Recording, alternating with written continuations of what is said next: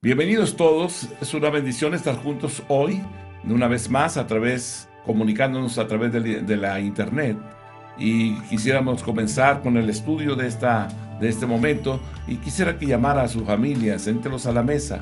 Es necesario que sembremos esa preciosa semilla en sus mentes y en sus corazones. Gracias por la oportunidad que nos dan de estar con ustedes en sus hogares.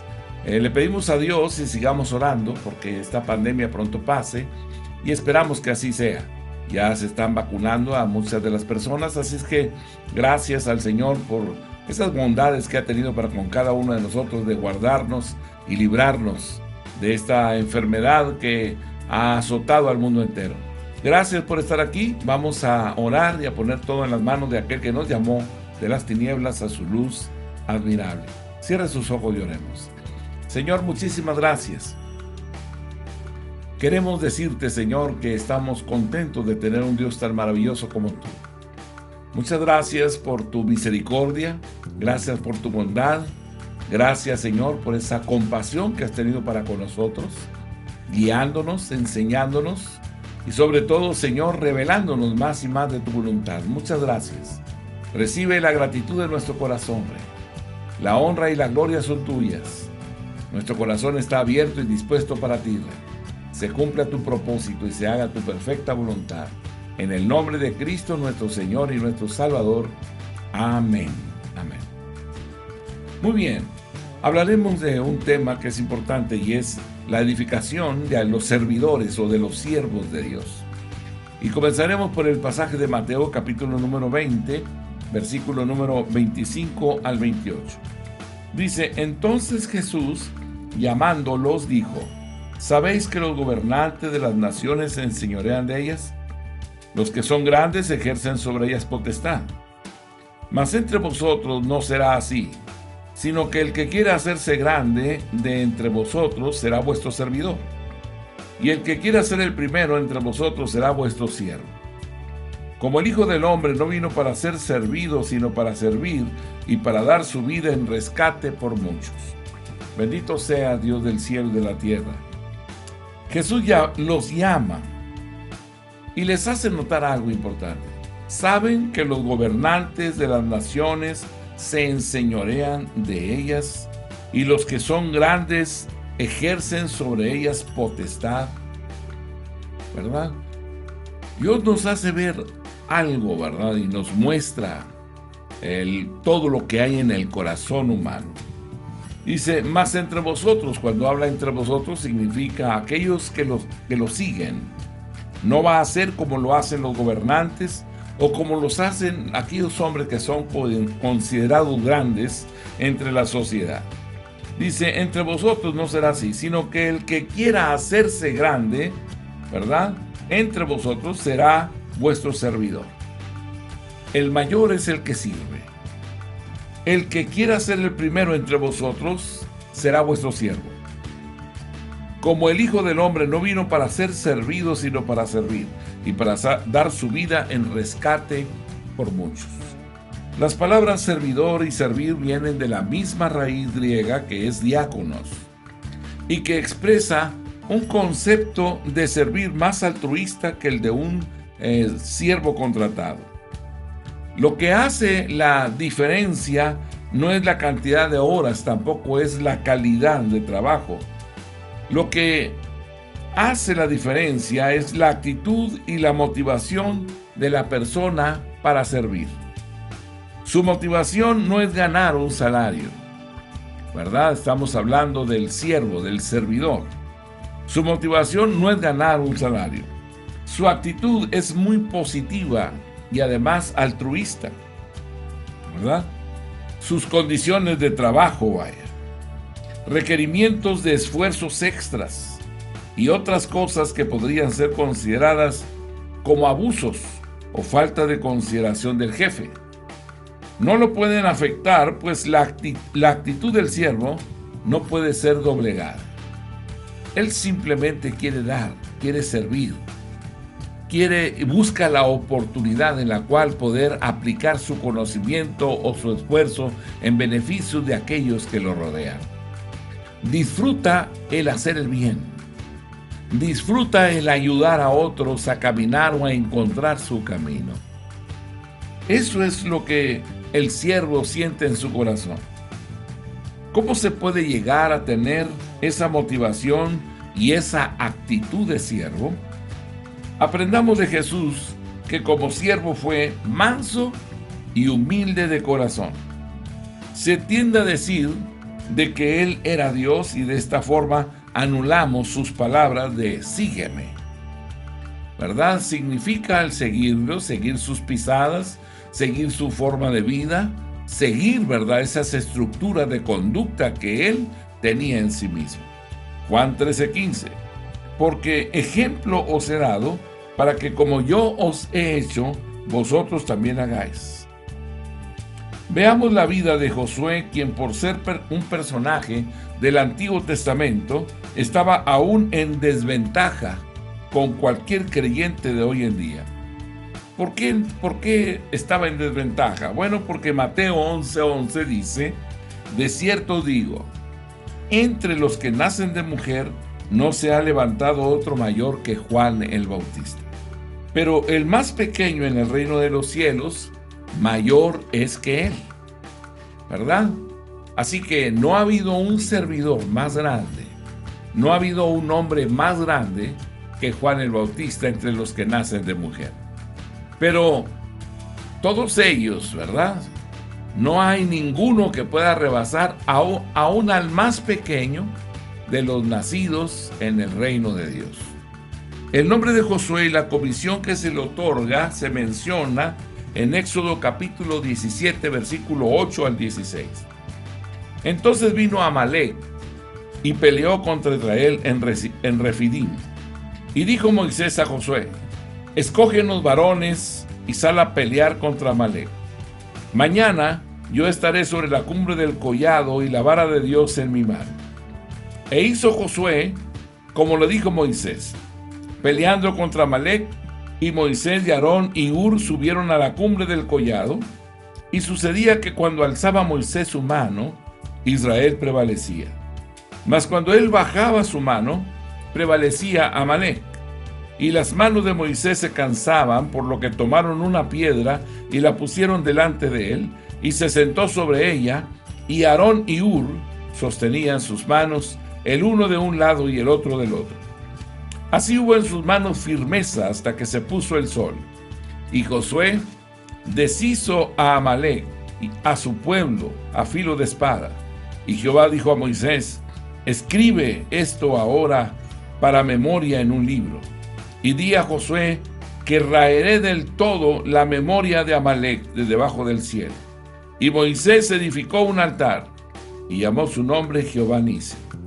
Y dijo, por cuanto la mano de Amalec se levantó contra el trono de Jehová, Jehová tendrá guerra con Amalec de generación en generación. Analicemos ahora el nombre de Josué, que significa Jehová salva. Esto nos dice que es Jehová a través de Josué el que salvará.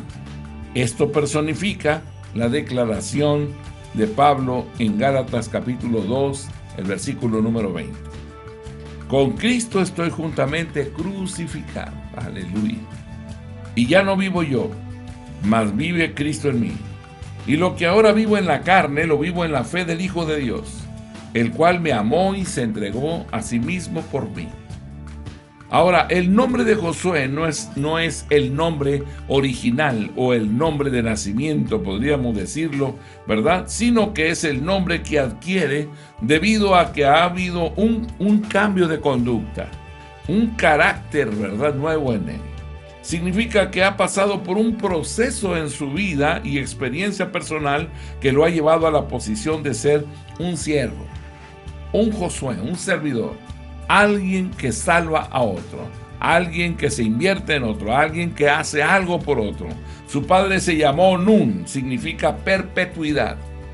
Viene de la raíz hebrea que significa volver a brotar, por medio de vertir todo su conocimiento, toda su actitud, todo su carácter, toda su vivencia en la vida de uno o más discípulos que perpetúen sus enseñanzas y normas de vida.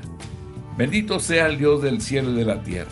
Vale la pena realmente el esfuerzo que se haga para invertir, ¿verdad?, lo que tú has recibido de conocimiento, de sabiduría en la vida que tú tienes, para transferirlo a otra persona. Pudiera ser una persona a la cual ves aptitudes de desarrollar en las áreas que tú consideras que tú tienes. Y puedes ayudarlo a hacerlo, ¿verdad? O transferir también, ¿verdad?, aún a tus hijos, ¿verdad?, tus descendientes, esas cosas, experiencias que Dios te ha dado y que puedas transferirlas a ellas con la finalidad de que aquellas generaciones que nos siguen tengan la sabiduría, el entendimiento, el discernimiento de poder confrontar la adversidad en los tiempos que les corresponden a ellos. Ahora, la primera comisión que se le da a Josué es la de deshacer a Amalek a filo de espada. En la tipología bíblica, Amalek representa la carne y la espada representa la palabra de Dios. Esto nos lleva a concluir que el primer requisito que una persona debe llenar es despojarse de la carne para ser un siervo, ¿verdad? Despojarse de la carne para ser un siervo de Dios. Pues si no lo hace, entonces será su mayor obstáculo, manifestándose de varias maneras. El orgullo por sus logros será una gran dificultad. Hay personas que alcanzan logros en las cosas seculares, pero se envanecen y eso es un obstáculo para servir a Dios. El orgullo por sus logros es un grande problema. Un ejemplo podríamos verlo, ¿verdad? O podríamos considerarlo. Cuando Jesús entra a Jerusalén y va montado sobre un burro y toda la gente grita, ¿verdad? Aleluya, hosana el que viene en el nombre de Dios.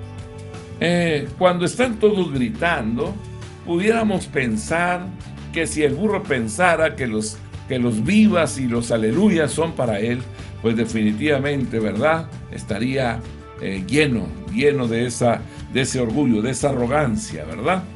La segunda cosa, la primera es el orgullo por sus logros y lo segundo son los reclamos por lo mucho que le piden, ¿verdad? Si usted empieza a crecer o a aprender, ¿verdad?, la gente lo buscará. Es mucho trabajo, lo llamará abuso de confianza, ¿verdad? ¿Por qué? Porque la gente lo busca, la gente busca que usted lo aconseje o algo a hora y a deshora. Un ejemplo de esto es Marta. Marta pensaba que estaba haciendo algo para el Señor y María y el mismo Señor no se daban cuenta del mucho trabajo que le dejaban a ella. Derechos, ¿verdad?, que le dejaban a ella. En ese momento ella hace la protesta: Señor, dile a Marta que me ayude.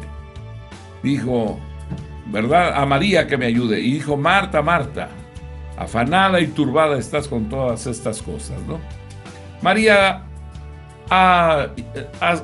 se ha inclinado a tomar lo mejor, que es sentarse a escuchar la palabra. Entonces, definitivamente, Marta tenía una perspectiva equivocada. La tercera cosa son los derechos adquiridos por su tiempo y servicio.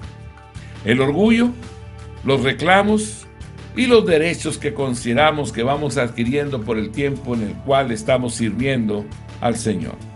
Un ejemplo son los obreros de la viña, que asumían tener derechos a más dinero que los que trabajaron menos, a pesar que su salario ya había sido establecido y aceptado. Es muy importante destruir o despojarnos de la carne. Deuteronomio capítulo 25, versículo número 17 y 18. Acuérdate de lo que hizo Amalek contigo en el camino cuando salías de Egipto, de cómo te salió al encuentro en el camino y te desbarató la retaguardia de todos los débiles que iban detrás de ti, cuando tú estabas cansado y trabajado y no tuvo ningún temor de Dios.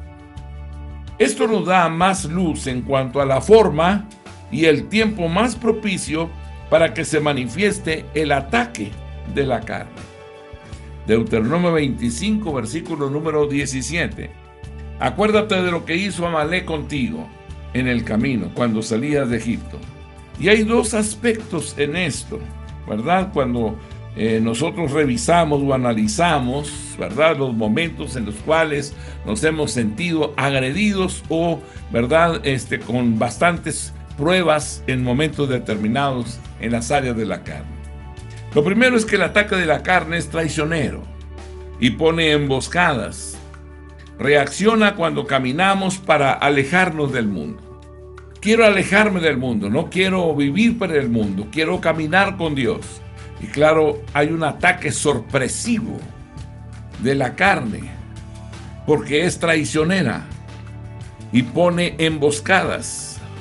Reacciona cuando caminamos para alejarnos del mundo. Entre más estoy buscando, ¿verdad?, alejarme de las cosas que ofenden a Dios, siento más esa fuerza golpear o acercarse a mí con mayor fuerza, ¿verdad? Entonces necesito yo entender que estos ataques son sorpresivos. Hemos visto tantas ocasiones como la carne ha derribado a tantas personas. La segunda cosa es que a la carne no le importa que nos llamemos siervos, ¿verdad? No le importa que nos llamemos cristianos o como querramos, y que practiquemos cualquier tipo de actividad religiosa. No importa cuál sea, a la carne no le interesa eso.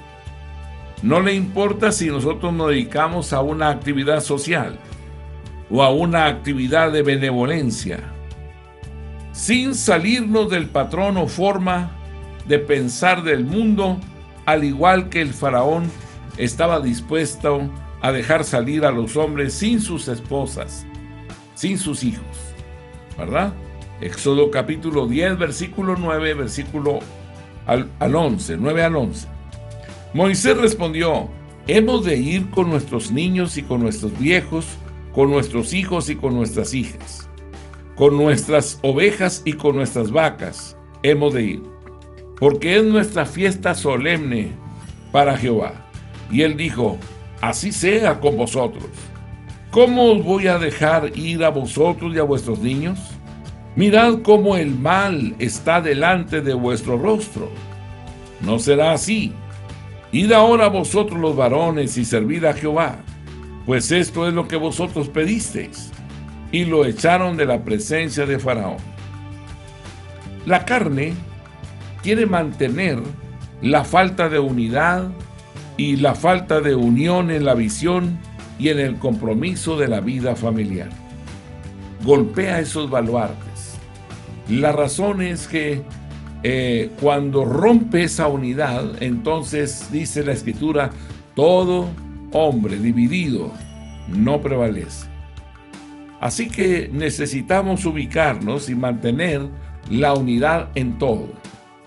Estas son las áreas donde el que quiera ser un siervo tendrá que redoblar sus esfuerzos. Tenemos que fortalecernos, entender el principio, la unidad, ¿verdad? El no permitir que nos divida.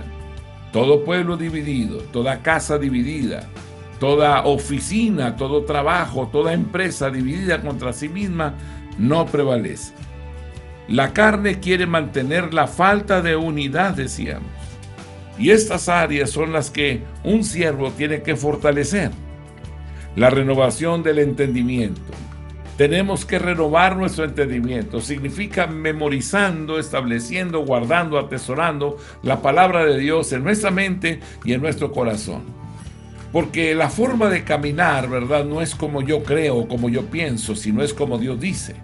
Y de esa manera tenemos que levantarnos cada mañana, ¿verdad?, para hacer lo correcto. No hacer lo que creo, sino hacer lo que Dios dice, lo que Dios establece en su ley. De esa manera estaremos caminando fortalecidos por la palabra de verdad. Si lo hacemos, entonces prevaleceremos contra la adversidad. Una casa dividida contra sí misma no prevalece. Eso es lo que dice la Escritura, ¿verdad? Y violentamos en ocasiones principios fundamentales a través de los cuales vemos el resultado, ¿verdad? El fracaso, la debilidad, el temor, el miedo, la angustia, todo eso se presenta.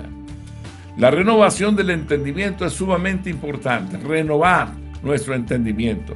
Transformaos por medio de la renovación de vuestro entendimiento. Cuando hablamos de transformarnos, por medio de la renovación de nuestro entendimiento significa quitando las cosas superfluas, las cosas que apelan a nuestros sentidos, estableciendo las cosas eternas, las que alumbran nuestro entendimiento para ser conducidos en dirección hacia las cosas eternas. La correcta relación en la familia, siendo fiel en su función como esposo, siendo fiel en la función como esposa, como padre, como hijo, como hermano. De esa manera entonces estaremos caminando, ¿verdad? Fortaleciendo los lazos que nos unen, porque Dios está interesado en esto. Dios, nuestro Padre Celestial, se hizo llamar Padre y Jesús se hizo llamar Hijo, porque la naturaleza de nuestro Dios es una naturaleza de familia. Así que usted escogió la mujer de su vida y la trajo a casa. Ahora trabaje para unificar, ¿verdad? Trabaje en la unidad de la familia. Trabaje en desarrollar la fidelidad y la lealtad. De esa forma entonces estará fortaleciendo su casa. Pero si usted está caminando ahora y le vivió en los placeres antes y quiere regresar allá, entonces se va a debilitar. Su relación se va a quebrar, se va a romper. Y al final se encontrará divagando en un mundo que no tiene respuesta para usted. Una respuesta positiva. Le ofrecerá placeres quizás, pero una vida vacía. Deuteronomio 25, versículo 18 dice: de cómo te salió al encuentro en el camino y te desbarató la retaguardia de todos los débiles que iban detrás de ti, cuando tú estabas cansado y trabajado, y no tuvo ningún temor de Dios. Aleluya. Amalek, la carne, ¿verdad? Esas áreas débiles que siempre son asaltadas, que son llevadas a una presión, porque se busca que uno se desvíe del camino de verdad y de justicia. Nos dice la Escritura: te salió al encuentro.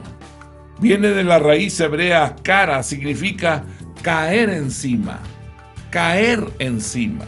O sea, un ataque sorpresivo.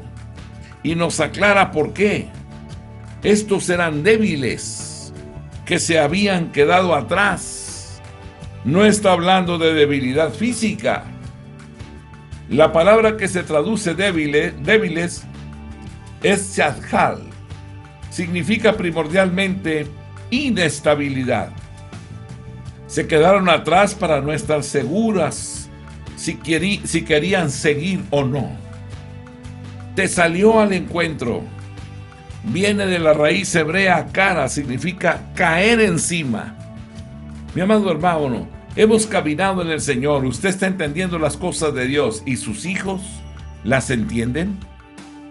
Porque si usted está caminando, pero usted no se sienta con ellos para ir fortaleciéndolos, para ir desarrollando toda la familia en un crecimiento, ¿verdad?, en el cual todos vamos caminando juntos.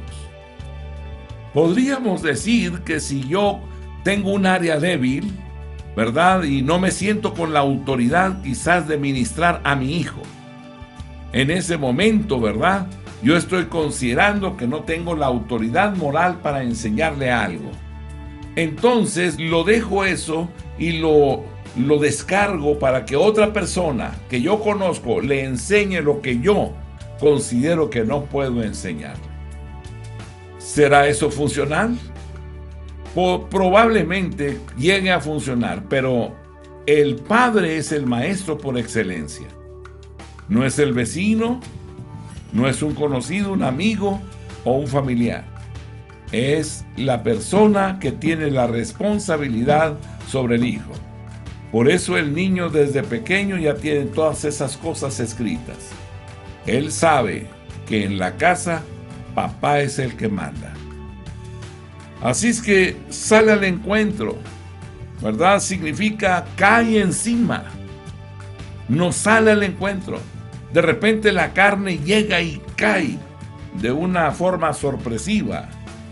Un ataque sorpresivo. Y nos aclara por qué. Porque eran débiles.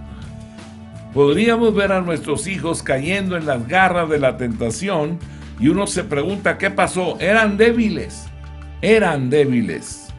que se habían quedado atrás, se quedaron atrás.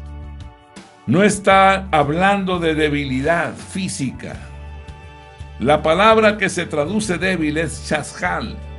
Significa primordialmente inestabilidad.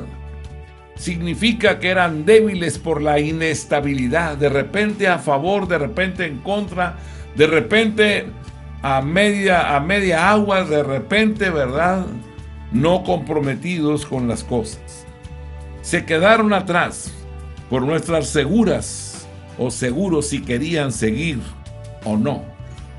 Esto nos habla de dos cosas. Lo primero es el apego a lo que dejaron atrás. El apego a lo que dejaron atrás. Hay cosas que ellos están viendo hacia atrás.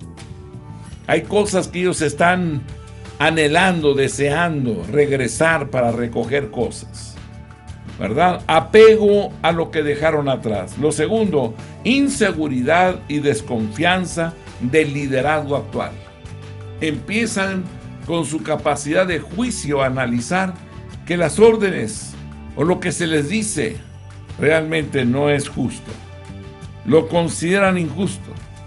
Entonces caminan bajo una autoridad con inseguridad y desconfianza en el liderazgo de los padres o en el liderazgo de las autoridades donde se encuentran. Era evidente en la falta de cooperación, ¿verdad? No cooperaban. La crítica constante a toda decisión. ¿Le ha tocado a usted escuchar de la boca quizás de sus hijos esa inconformidad, esa crítica constante a toda decisión para justificar su alejamiento del grupo y falta de sumisión y falta de respeto a la autoridad? Increíble. Pero vamos caminando y nos vamos enfocando en nosotros y nos vamos olvidando que todos debemos caminar al mismo tiempo. Significa tiempos de calidad, tiempos de instrucción, tiempos en los cuales la afirmación, la unidad se tiene que ir fortaleciendo. De esa manera necesitamos, es urgente que recuperemos muchas de esas cosas perdidas. No se puede entrar en la tierra prometida, si no se ha reconocido que se ha sido esclavo en Egipto. ¿Verdad? Santiago 1:8. El hombre de doble ánimo es inconstante en todos sus caminos. El hombre de doble ánimo es inconstante en todos sus caminos. La inconstancia, la fluctuancia, ¿verdad?, que hay en las personas es una alteración de un problema interno, un juicio que han hecho y han juzgado de una forma equivocada. Consideran que las cosas que se les exigen son injustas. Así es que no se puede entrar en la tierra prometida si no se ha reconocido que se ha sido esclavo en Egipto. No podemos entrar a tomar posesión de los beneficios de la gracia si no entendemos que le hemos fallado a Dios y que debemos de cuidar realmente, sinceramente. Debemos de ser transparentes para no caer en las tentaciones. Esto es lo que manifiesta Hebreos capítulo 13, el versículo 17. Obedeced a vuestros pastores y sujetaos a ellos, porque ellos velan por vuestras almas como quienes han de dar cuenta, para que lo hagan con alegría y no quejándose, porque esto no os es provechoso. Esto no es de provecho. Qué difícil cuando los cuestionamientos y los juicios contra la autoridad se presentan. Esto limita la acción y esto significa que en un momento determinado, ¿verdad?, preferimos cerrar nuestros labios a abrirlos, como el profeta. ¿Para qué traemos a este hombre? Este siempre nos profetiza de una forma contraria a lo que queremos hacer, ¿verdad? Y entonces él le comenzó a decir, ¿verdad?, No, vayan, ataquen, no hay ningún problema, les va a ir bien. Otra vez nos está diciendo, dinos la verdad. ¿Quieren oír la verdad? Y hoy a través de este mensaje queremos decir que la verdad no siempre es agradable, pero la verdad nos hace libres. La verdad rompe los yugos, las cadenas, las ataduras. La verdad nos lleva realmente a discernir lo correcto, para entender qué hay en el ambiente, para sopesar los argumentos, los pensamientos contrarios a la voluntad de Dios y desecharlos. La libertad nos hace libres y esto es lo que queremos hacer, caminar en Dios de una forma clara, precisa, ¿verdad? Hablando con Él cara a cara. Moisés entonces, ¿verdad? Tomó la vara de Dios y la exaltó para que Josué deshiciese a Amalek. Para evitar el cansancio se apoyó en una roca, fue auxiliado por Aarón y Hur. Esto nos muestra que al exaltar la autoridad de Dios se vence a la carne, pero al bajar o al menospreciar la autoridad se es preso de los deseos de la carne, porque en ese momento quita lo que Dios ha colocado como una protección para usted. ¿Acaso piensa que sus padres se equivocan o que solamente ordenan o piden cosas solamente porque ellos por voluntad propia? No, cada mandamiento y ordenanza que emiten nuestros padres es con la finalidad de cuidarnos, de librarnos del mal. Probablemente sienta usted como que no tiene la libertad, pero pruébese a usted mismo, ¿verdad? ¿Qué ha sucedido cuando usted, contrario a lo que sus padres le dicen, usted actúa de una forma contraria? ¿Realmente ha disfrutado los momentos? ¿O se ha enfrentado realmente a consecuencias lamentables porque su decisión fue errónea y equivocada? Se pagan precios y se pagan muy caros. Así que necesitamos realmente obedecer los mandamientos y aquellos que han sido puestos por autoridad sobre nosotros. Si nos sometemos a estas cosas, entonces nuestro ser se irá entrenando en la obediencia. Y entonces vamos obedeciendo a Dios. Jesús obedeció y obedeció hasta la muerte, y muerte de cruz. Eso nos dice la Escritura. Y Él resucitó con poder y con grande gloria y le fue dado un nombre que es sobre todo nombre.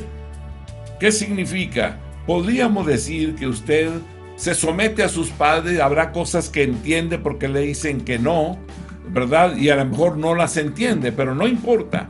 Papá dijo no y se acabó. Hoy voy a obedecer. Y su alma llora y sus emociones se sienten dañadas y en la noche va y se duerme, está sumamente molesto, enojado, se voltea para un lado y para otro, se para a medianoche, baja al comedor, toma agua y todo ello, y al final su cabeza está con tanta presión, ¿verdad? Pensando que ha sido una injusticia el que no lo dejen salir, que no lo dejen ir o disfrutar de lo que usted podría disfrutar. Y en ese momento, claro, vienen, ¿verdad?, los argumentos y pensamientos contrarios a la voluntad de Dios. Esa es la tentación. Cuando esos pensamientos contrarios a la voluntad de Dios se presentan, entonces se encuentra usted en un grave peligro. En ese momento usted puede determinar, pasar por alto, ¿verdad?, los lineamientos que su autoridad sobre usted, que son sus padres, le han marcado. Y usted determina no hacerles caso. Y entonces dice, pues me voy, ni modo. Todos mis compañeros van a ir. Todos los que son de mi edad actúan de esa forma. Nada más en esta casa es el problema. No me entienden y me voy. Probablemente usted vaya y no pase nada. Probablemente sienta usted que hizo algo que usted quería hacer y que la pasó muy bien. Y que no sucedió nada, que sus padres, al juicio suyo, por el resultado, piensa que demostró que estaban equivocados. Pero ha sembrado una mala semilla, porque las órdenes se repiten una y otra vez. una y otra vez. Y cada vez que se ordena algo que usted no está de acuerdo, viene a esas cosas sobre usted de una mayor fuerza. Esas son las obras de la carne, que caen de una forma sorpresiva. Pero usted ya ha aprendido algo, que las obras de la carne provocan placer y que la obediencia realmente no es nada agradable, ¿verdad? Y lo hace una y otra vez, una y otra vez. Y hemos visto tantas jóvenes, adolescentes, que son madres. ¿Querían ser madres? No. ¿Buscaban tener una relación sexual? No. Entonces, ¿qué buscaban? Buscaban solamente satisfacer sus deseos, sus pasiones desordenadas.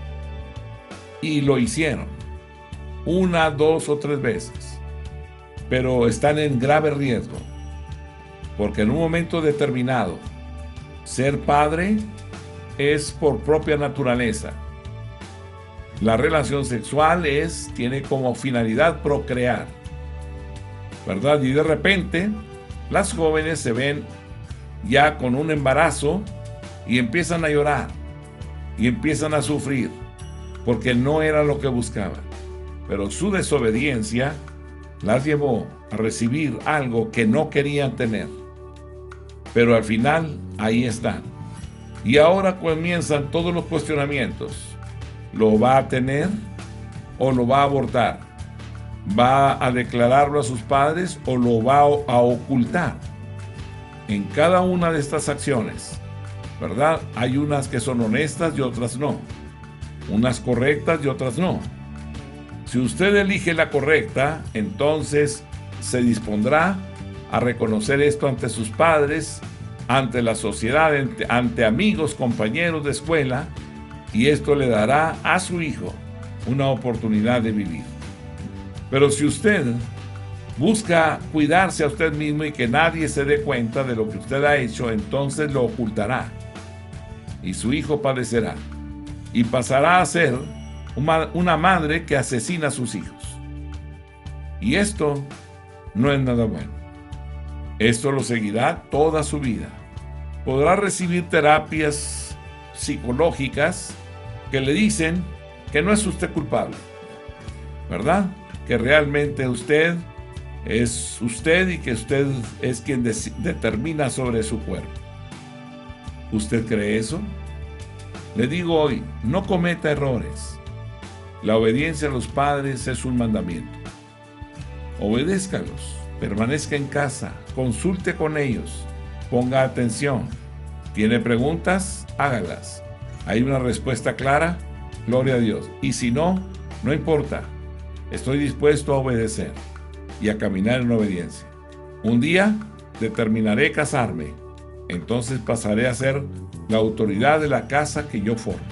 Ahí usted será la autoridad. Pero si usted obedeció, podrá transmitir a sus hijos y a sus descendientes la obediencia. Y si obedecen a Dios, entonces las bendiciones de Dios vendrán sobre usted y sobre todos los suyos. De esto hablamos. Moisés tomó esa vara de Dios, la exaltó para que Josué deshiciese a Amalek. Para evitar el cansancio se apoyó en una roca y fue auxiliado por Aarón y Hur. Él se cansaba a levantar aquella vara sobre sus manos y se iba cansando. Entonces le trajeron una roca y se sentó. Y luego trajeron otras piedras a los lados y ya se colocaron ahí Hur y Aarón y sostuvieron sus manos. ¿Verdad? Segunda de Corintios capítulo 10 versículo número 3 al 5. Pues aunque andamos en la carne, no militamos según la carne. Aunque andamos en la carne, no militamos según la carne, porque las armas de nuestra milicia no son carnales, sino poderosas en Dios para la destrucción de fortalezas, derribando argumentos y toda altivez que se levanta contra el conocimiento de Dios y llevando cautivo todo pensamiento a la obediencia a Cristo. Aunque tenemos un cuerpo, usted es un hombre espiritual. Atendamos a la voz de Dios y obedezcamos, y no permita que nada lo desvíe No permita que se divida, que usted podría decir, amo a Dios, pero hace su voluntad, no la de Él. Dios les bendiga, hermanos. La paz de Dios sea con ustedes. Amén.